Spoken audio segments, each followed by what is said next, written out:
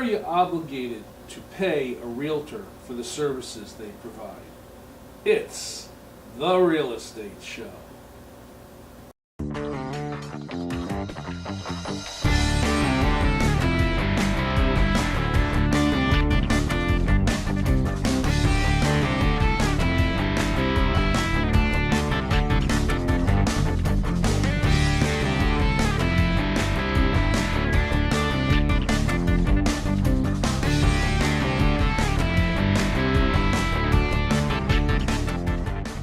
Welcome to the Real Estate Show. My name is Rick Naples, and welcome to my office.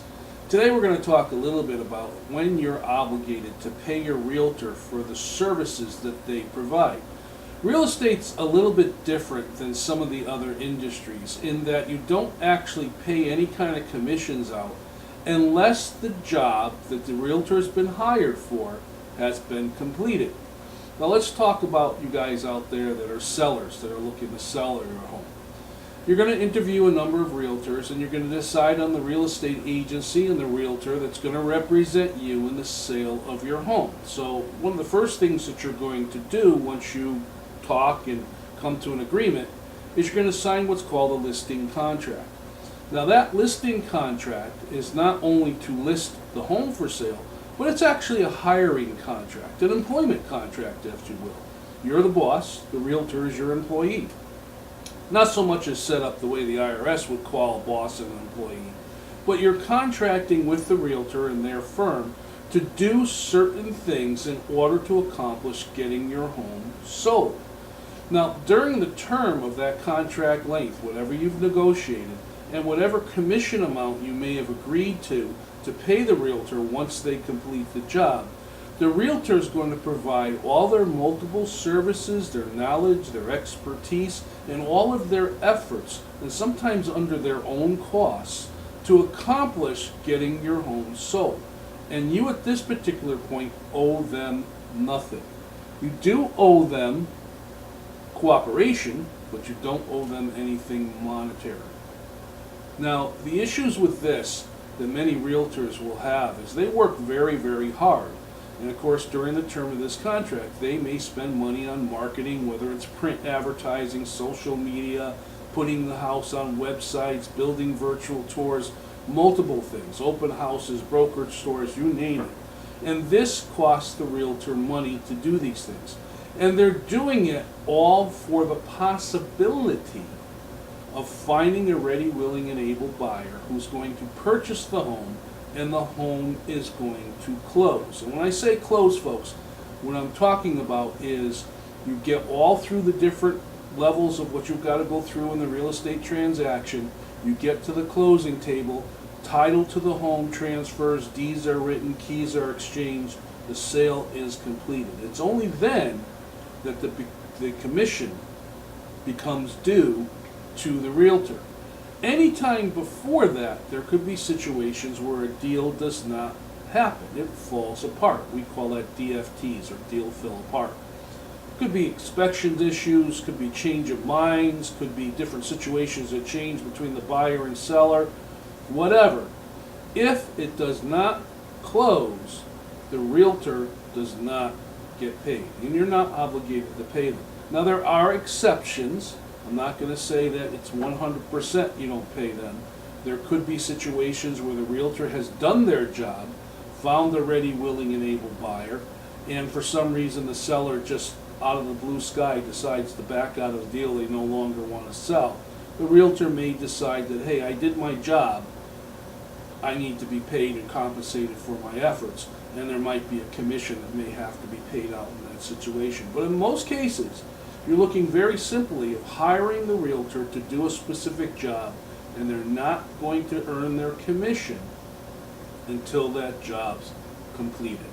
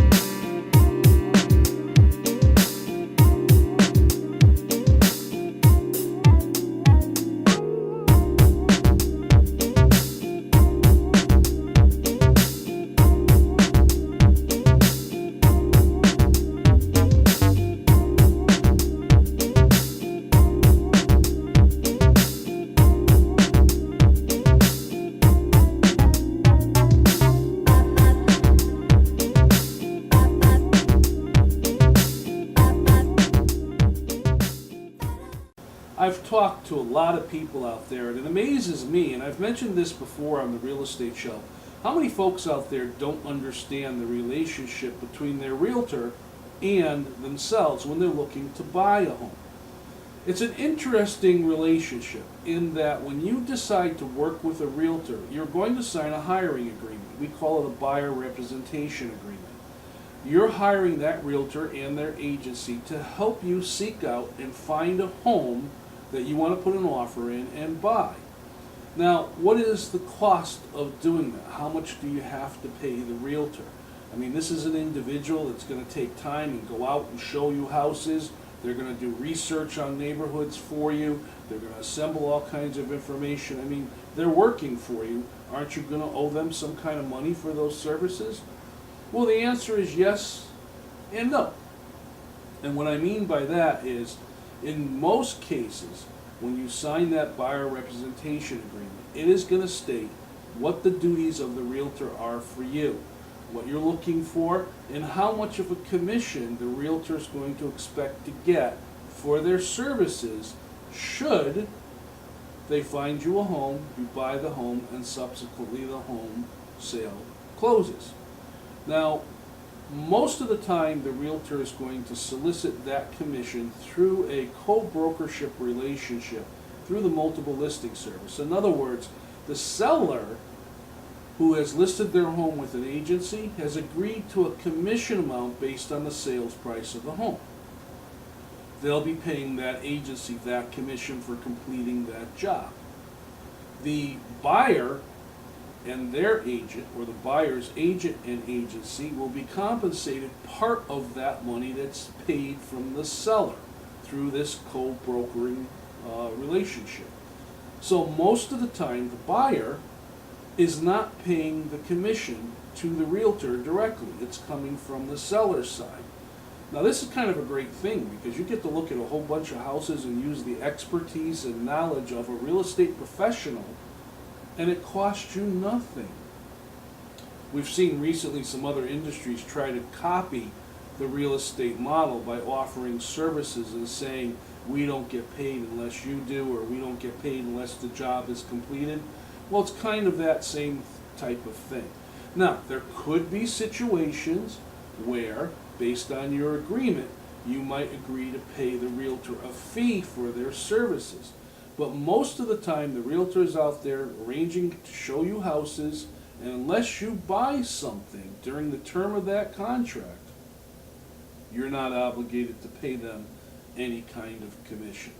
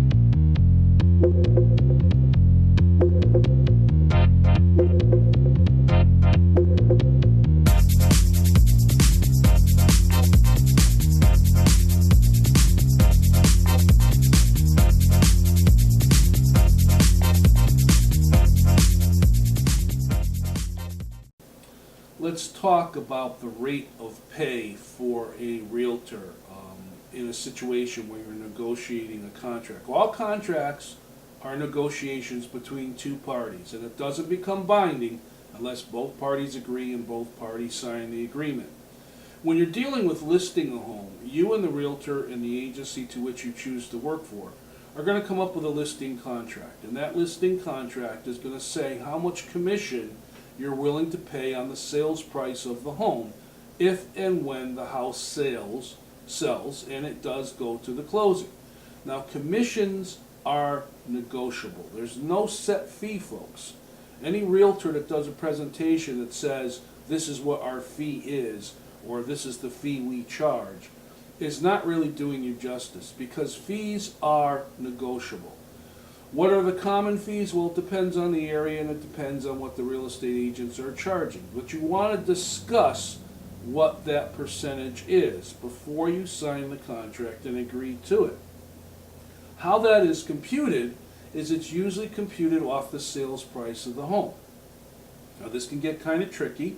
So in your initial meeting with your realtor, you want to talk about what is the actual sales price of the home going to be. Is it the asking price? Is it the contracted price? Is it the price that you and the buyer agree to? Net any kind of credits that you may offer, like if you're going to participate in their closing costs or you're going to give them credits for repairs, and it's the net amount.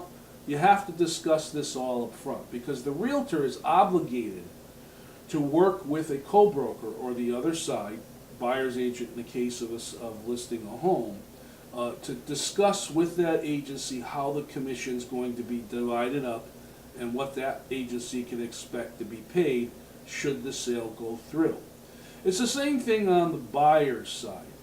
If a buyer is looking to purchase a home and it's not listed through a listing contract with a seller, through the multiple listing service with an agency. Let's say it's an individual that's selling their home out there and they decided not to work with an agency. They're selling it by themselves. There is that situation where if they hire a professional realtor, the realtor may charge the buyer a commission percent based on their efforts of negotiating and getting that contract with the for sale by owner and closing on that home. Now, the realtor may also say that if that is a situation, they will try to collect their commission from the seller so that the buyer's not paying the commission directly. But in all cases, it's a discussion you need to have when you're sitting down and you're talking with your realtor.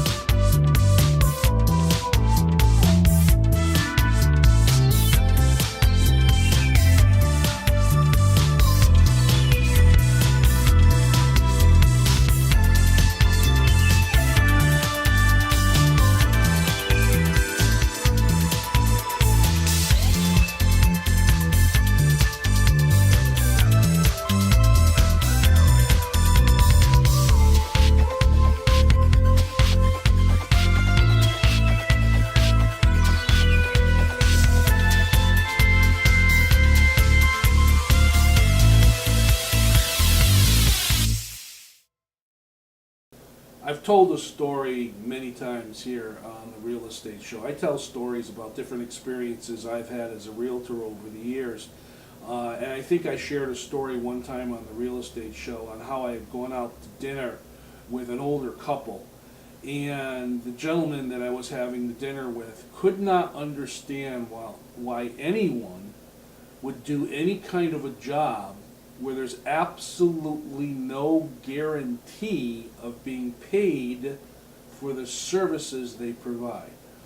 Well, that's the way the real estate industry works. You know, realtors are out there, they're working really hard for their buyer or for their seller to accomplish that goal, and they're running all the risks themselves as to whether or not they're going to accomplish the task they've been hired for, and that is getting the home sold and getting it to closing. A lot of realtors who do this business find that if they set their plate early, in other words, what I mean by that, folks, is when they first meet with you, whether you're a seller or whether you're a buyer, and they sit down and they explain the process of the real estate transaction, how everything will happen or will be scheduled to happen, so that there's a clear understanding between the parties that are being contracted to each other. Usually, in most cases, if things follow the way they are supposed to go, the realtor will earn a commission for the job that they've done.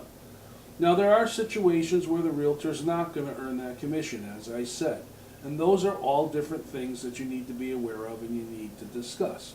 Let's take a look at this quick little presentation for fun, and I'll be back with what I call the real estate mailbag.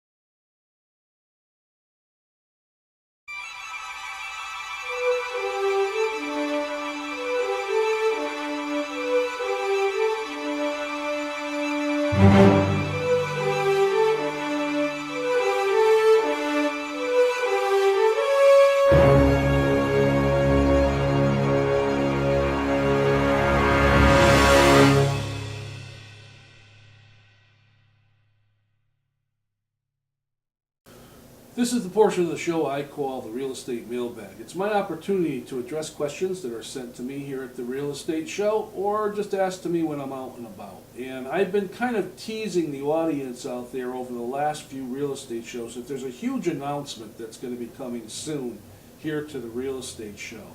And I'm not quite ready. There was a little bit of a delay in getting ready to launch what we were planning to do. But I will talk about that very, very soon on the Real Estate Show. The question that came in via email was actually what gave me the topic of this show. When do you pay your realtor? Do you pay them up front? Do you pay them during?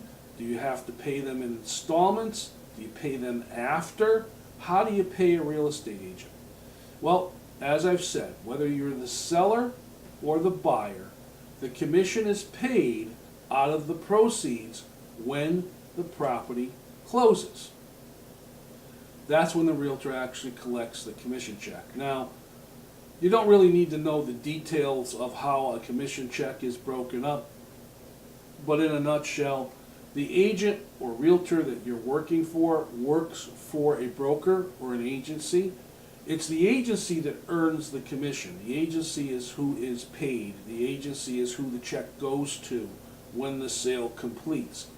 That check is turned in by the realtor, and then the realtor gets compensation from their broker based on whatever their contract is with their agency. We call it a split in our industry. That's how they're paid. But you have to keep in mind that all realtors that are out there are independent contractors. They're self-employed people. So their incentive is to do the best job they can in helping you accomplish your real estate goal. Because if they do a good job, they get paid. My name is Rick Naples, and this has been the Real Estate Show. I thank you very much for watching. I'll see you next time.